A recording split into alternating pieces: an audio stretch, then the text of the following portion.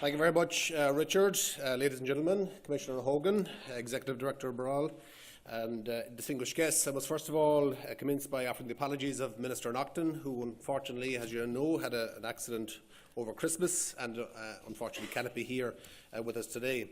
So I'm filling in for him as Minister for State in that department with Minister for Responsibility of Natural Resources. Nonetheless, I'm delighted to be here and I'd like to commend EirGrid's for organising this event, and I'd like to commend them for the very topical and well-attended conference with a highly impressive presenter list.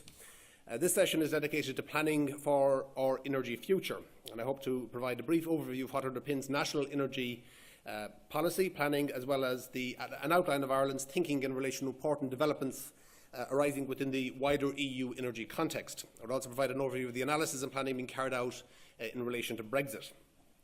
In the always moving, ever-changing arena, planning is an exercise that is ongoing.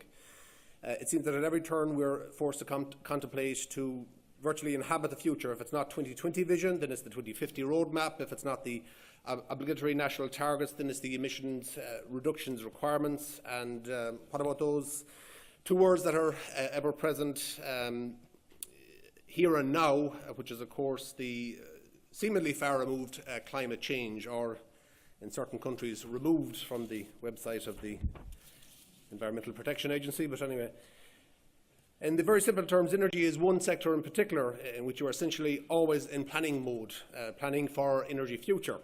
The starting point for national energy planning is the Energy White Paper, published a little more than a year ago. Ireland's transition to a low-carbon energy future 2015 to 2030 sets out a policy framework to guide energy policy up to 2030. Lists more than 90 actions which will be required to be taken over the years ahead to steer that transition. Many of those are already well underway, set alongside the December 2015 Climate Action and Low Carbon Development Act and bolstered by the 2016 Programme for Government, which called for radical and ambitious thinking in our efforts to combat climate change. And it's clear that Ireland is a very solid base in terms of planning for future energy and climate change. It is worth noting the Energy White Paper was the first post-COP21 expression of the practical work necessary in the energy sector to meet the ambitions set out in the historic agreement that came into effect last November and has now been ratified by over 125 countries, including Ireland. Internationally, Ireland's commitments under the Paris Agreement will be delivered via the European Union's framework for climate and energy. And this includes emission reduction, renewable energy and energy efficiency targets. Under the EU's Energy Union strategy, the Clean Energy for All Europeans package was published on 30th of November last. I should highlight the critical importance that this package will have on wider energy policy in the coming years. The package contains 8 legislative proposals and almost 100 associated documents amounting to thousands of pages of proposals and commentary. The key areas covered include energy efficiency, market design, renewable energy and governance. And the European Council has set a very ambitious target for these proposals to be fully agreed by 2018. And in this regard, I welcome the European Commission's active and open engagement on the proposals. Earlier this month, a high-level delegation from the European Union's Director General of Energy visited Dublin to discuss key aspects of the package and allowed Ireland to provide an initial outline of our national position on it. And I would like to assure Commissioner Hogan that Ireland remains consistent on our long-standing stance of open engagement with progressive proposals of the Commission, and we remain fully committed to the principles of the Energy Union. While the details of the package will require careful consideration, let me provide some initial thoughts on the main contents of it. The energy efficiency proposals contain areas of keen interest to Ireland, including the extension of the Energy Efficiency Obligation Scheme, and this is something that has significantly contributed to Ireland's energy efficiency progress and is something we look to review in a positive manner. The market regulation package includes proposals in relation to capacity remuneration mechanisms, which are a welcome and necessary inclusion. I have no doubt that the details of such measures will be the subject of much discussion. The renewable energy package includes the extension of the national 2020 targets to 2030. The level of growth in the Irish economy, combined with delivery of energy efficiency savings, will determine the extent of the measures and investment required to achieve the 2030 target. We therefore should not underestimate the challenges of meeting the 2030 EU level binding target of at least 27% renewable energy. The proposal on governance includes the need for all Member States to develop national energy and climate plans covering the period from 2021 to 2030. This will combine much of the planning and reporting requirements currently in place for 2020. The Commission has set out a particularly ambitious timetable in this regard. The combination of the National Energy Efficiency Action Plan and National Renewable Energy Action Plan, this new plan is a welcome development. The need for Ireland to develop a national energy and climate plan makes today's themes of planning our energy future even more relevant. And I would like to announce that the Department plans to run a public consultation on the package to be open next month. This canvass of views will assist us further in the development of our national positions on the proposals. When we talk about planning for the energy future, and particularly when we have an All-Ireland gathering like this one is particularly important and probably necessary to mention, as the Commissioner did, Brexit. The Government has alerted the multifaceted challenges that Brexit will bring to us. Whilst we all must bear in mind that the future relationship with the UK and the EU has not yet been determined, or indeed the formal exit process activated, planning has been underway for some time and energy has been identified as a key sector for Ireland.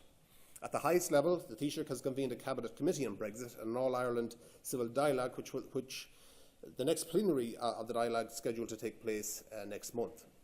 The Cabinet Committee is supplemented by an interdepartmental working group and a range of specific working groups feeding that. The largest of these, the Economy and Trade Group, which in turn is supplemented by a range of sectoral groups, one of which is energy. This energy sectoral group is chaired by officials in my own department. It has had fruitful discussions and information gathering sessions that have extended to agencies and entities under the department's remit that have energy interests and further afield. In that regard, we have just this week issued invitations to a wide circulation of both civic society, business and energy sector, including some of you here, to attend the first meeting of the Brexit Civil Dialogue on Energy to be held on February 6th next in Boyle, County Roscommon.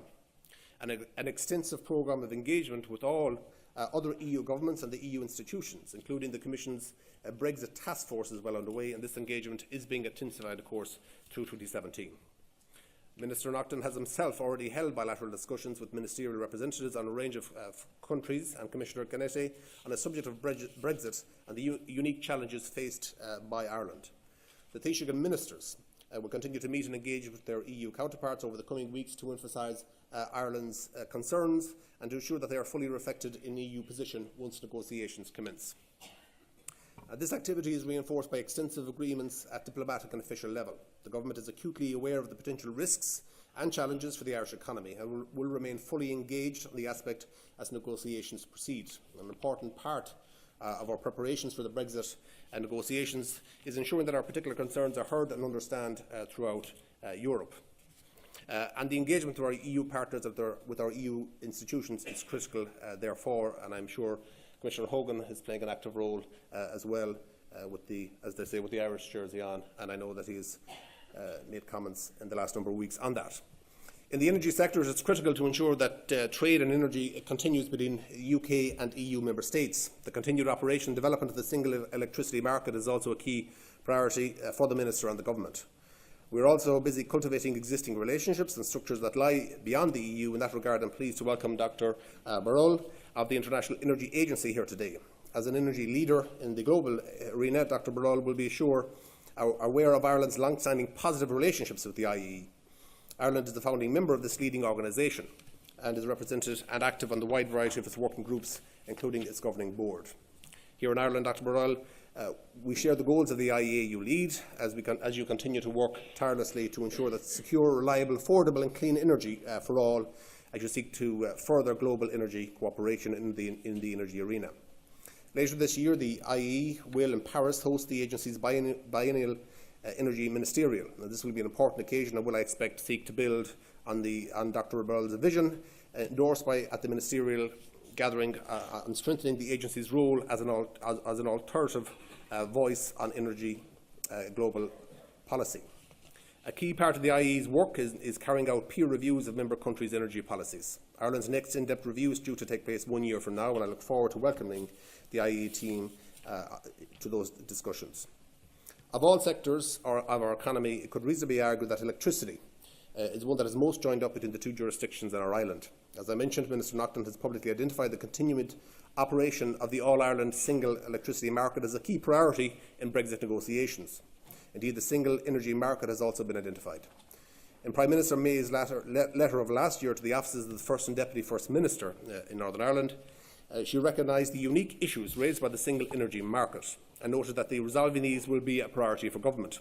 I think everyone in this room will be aware of the unique achievements of the single electricity market by combining what are two separate jurisdictional electricity markets. The markets became the first of its kind in Europe when it went live in 2007.